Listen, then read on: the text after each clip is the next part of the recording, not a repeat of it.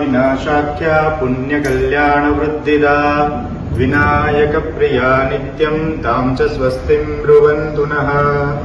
ॐ भद्रं कर्णेभिः शृणुयाम देवाः भद्रं पश्येमाक्षभिर्यजत्राः स्थिरैरङ्गैः स्तुष्टुवागुंस्वस्तनुभिर्व्यसेमहि देवहि चञ्जदायुः।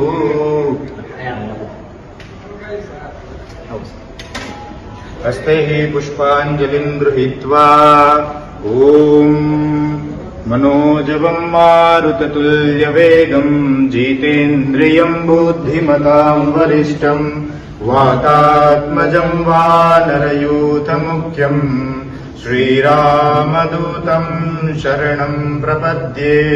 ॐ भूर्भुवस्वः श्रीरामदूताज्ञया विरास्माकं विराजिते परिसरे श्रीपरिकल्पनार्थे हनुमत्पूजनम् अहं करिष्ये।